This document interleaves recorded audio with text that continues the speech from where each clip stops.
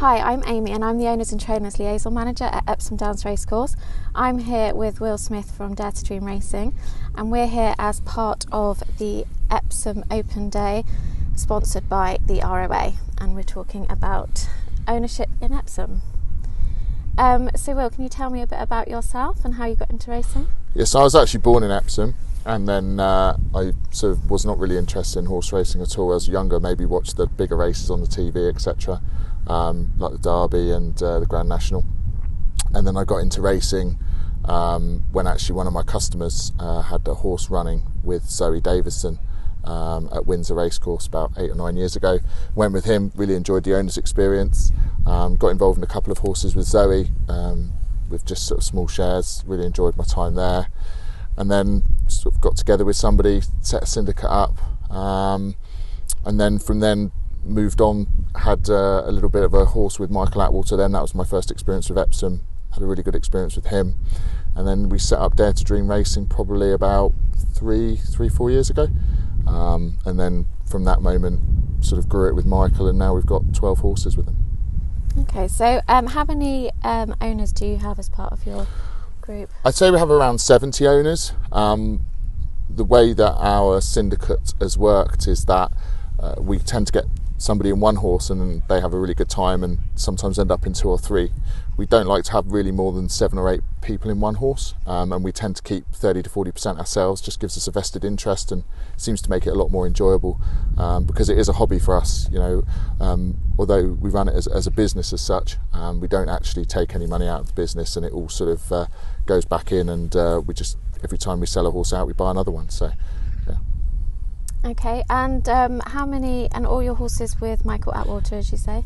Yeah, most of our horses are with Michael, certainly in Epsom. He's the trainer we've got. I think, you know, when something works, particularly in horse racing, from my experience, it's important just to keep doing the same thing. He's done really well with the results for us, and he's really honest and transparent, and I think that's really important when you're running a syndicate and you've got to feed everything back to an owner. They really enjoy that transparency and that information. I think for me, communication is the strong thing in the sport, especially the more horses you get.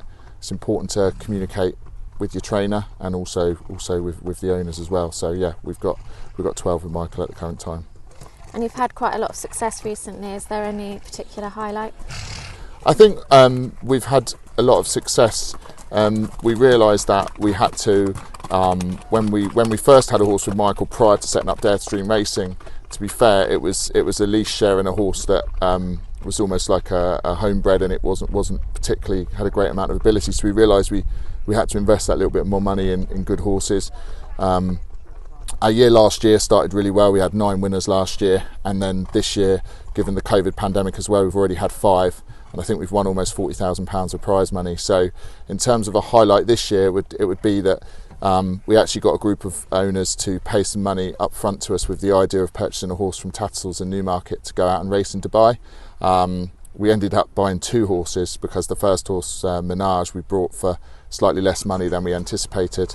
So we got round a few more owners on the evening of the sales because we purchased Concierge the next day. So the highlight for me was both of those horses winning. It was, you know, great trust placed in us from our owners to go and buy those 2 horses, and both those horses have won in their first 2 starts.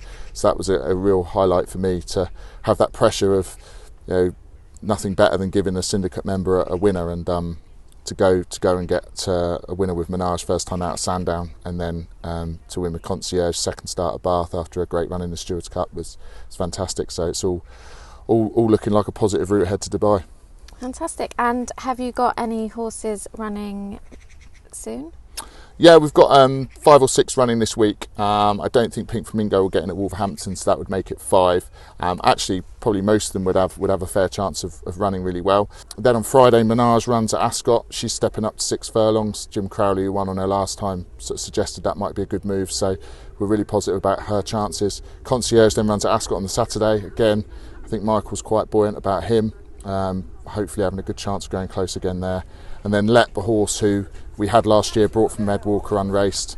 He's running first time back after a break.